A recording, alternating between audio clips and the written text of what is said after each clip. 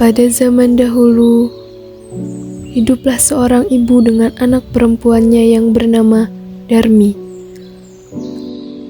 Ayah Darmi meninggal saat Darmi masih kecil. Dahulu, mereka hidup berkecukupan. Namun, setelah ayahnya meninggal, ibu Darmi harus bekerja keras di ladang demi hidup mereka.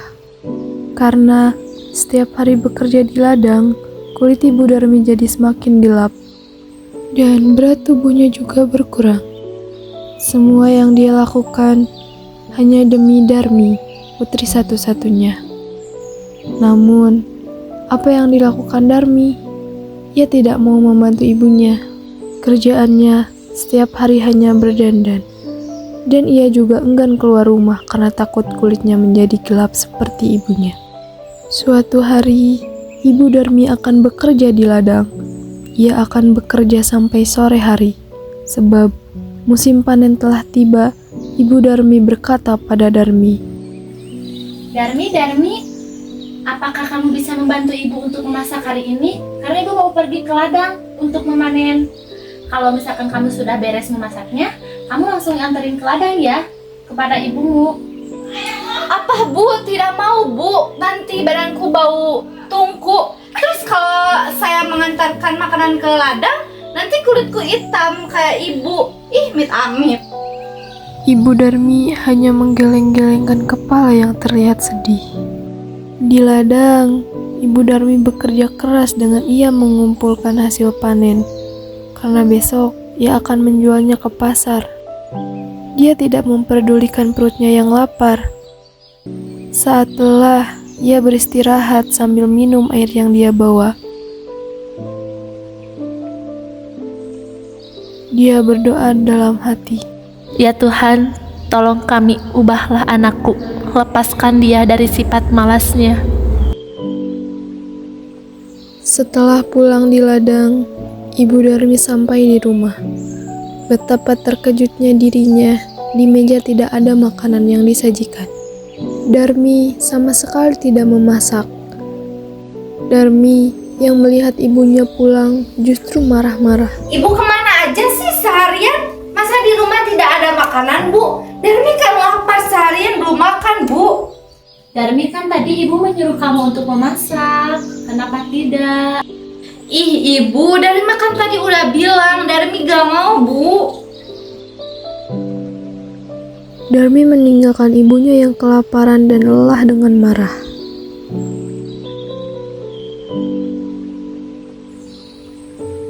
Keesokan harinya, ibu Darmi sudah siap dengan hasil panennya.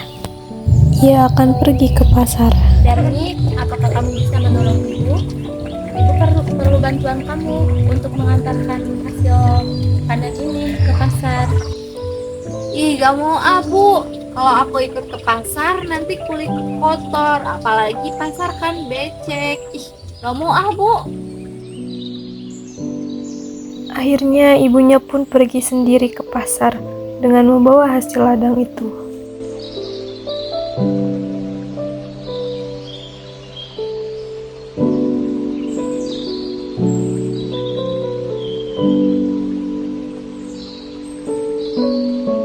Sorenya, ibu Darmi membawa pulang uang hasil panen. Tidak terlalu banyak. Darmi yang sedang melihat ibunya menghitung uang mendekati ibunya. Ibu bedak Darmi habis nih, beliin dong Bu. Ya Darmi, besok ibu belikan ya. Tapi kamu harus ikut ke pasar supaya bedak yang dibeli kamu tidak salah. Ya udah deh Bu, Darmi besok ikut ke pasar. Ibu, nanti jalannya jangan berdampingan ya. Ibu di belakang aku saja. Kenapa Darmi? Ibu, udah deh jangan banyak tanya, di belakang aku saja.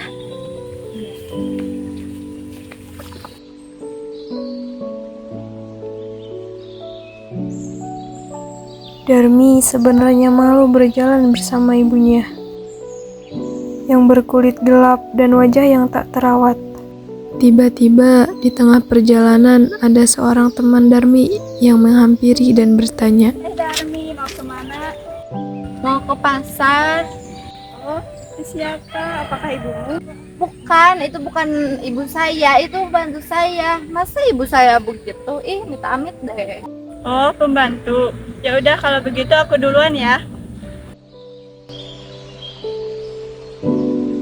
Betapa sedih Ibu Darmi mendengarnya. Namun, hanya dia simpan di dalam hati.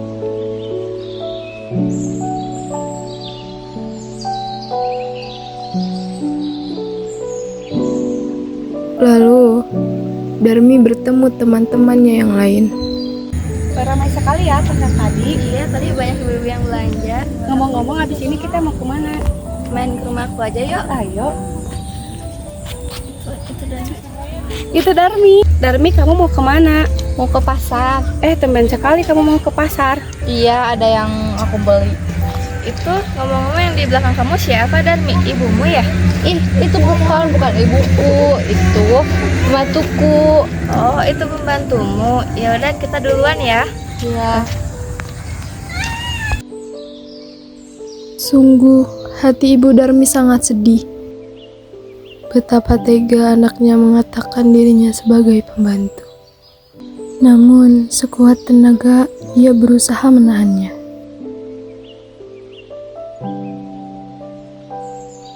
Saat di tengah perjalanan, lagi-lagi Darmi bertemu dengan teman-temannya. Darmi, tumben nih mau ke pasar. Ya nih, aku mau beli sesuatu. Wah, kamu makin cantik aja. Bagi dong tipsnya. Kamu biasa-bisa aja. Kalau mau seperti aku, kamu harus luluran tiap hari.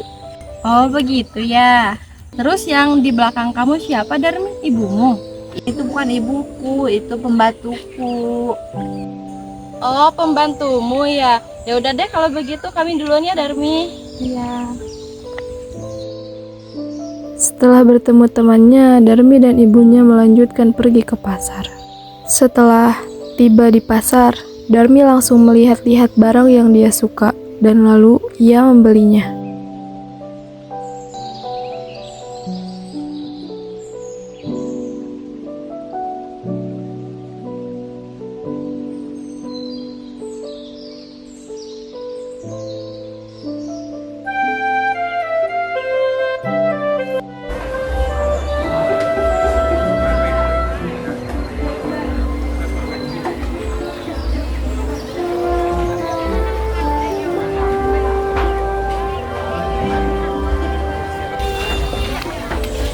Lu pegang dong.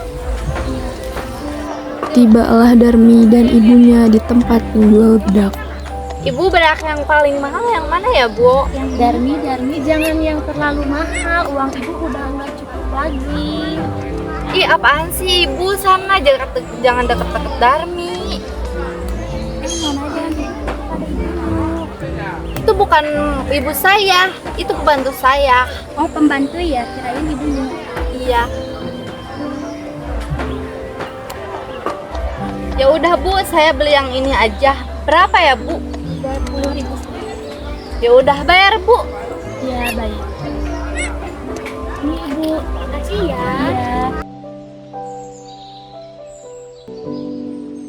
Dalam perjalanan pulang, Darmi marah karena ada barang yang tidak ia beli. Bu, ibu ini gimana sih? Tadi kan Darmi ingin membeli baju baru, Bu.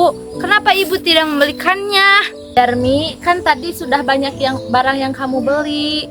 Uang ibu sudah tidak cukup lagi, Darmi. Allah, alasan. Kalau Darmi mau, ibu harus membelikannya dong. Tidak alasan ibu tidak punya uang. Lalu ibu tadi kan sebelum berangkat, Darmi kan udah bilang, Bu, itu jangan dekat-dekat dengan Darmi. Darmi itu malu, Bu. Malu, iya. Darmi punya ibu kayak gini, kulit hitam, terawat lagi. Lalu ibu tahu dengan penampilan ibu yang seperti itu, Bu, semacam pembantu. Ibu Darmi tidak kuasa menahan air matanya, lalu ia berdoa. Tuhan, hamba sudah tidak kuat lagi dengan sikap anak hamba. Tolong kiranya Tuhan menghukumnya agar dia menjadi jera. Ketika Ibu Darmi selesai berdoa, tiba-tiba Darmi terjatuh Ibu, tolong ibu, kaki Darmi sakit bu. Ibu tolong kaki Darmi sakit. Ibu maafkan Darmi, ibu maafkan Darmi. Darmi, maafkan ibu ya. Sedikit demi sedikit, Perlakuan Darmi menjadi batu. Darmi. Darmi memohon Ampun kepada ibu, ibunya, ampun, maafkan Darmi ibu. semuanya sudah terlambat. Darmi akan menjadi batu selamanya karena dia telah durhaka kepada ibunya sendiri yang sudah melahirkan, merawat, dan menjaganya hingga dewasa. Batu itu akhirnya dinamakan Batu Menangis yang berada di Kalimantan Barat.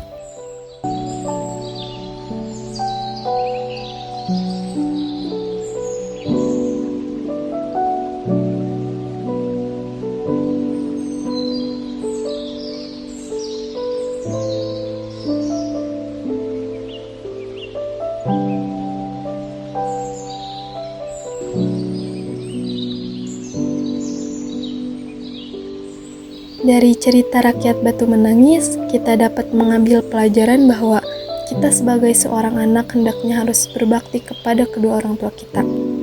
Ibu adalah orang yang telah mengandung, melahirkan, dan merawat kita dengan penuh kasih sayang. Seperti apapun rupa orang tua kita, baik miskin ataupun kaya, mereka tetaplah merupakan orang tua kita yang harus kita hormati dan kita sayangi, dan kita rawat sepenuh hati. Hormati orang tuamu, maka akan datanglah keberkahan di dalam hidupmu.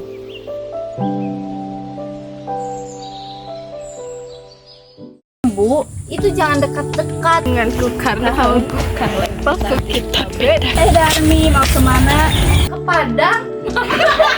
Hamba sudah tidak kuat lagi dengan sikap hamba.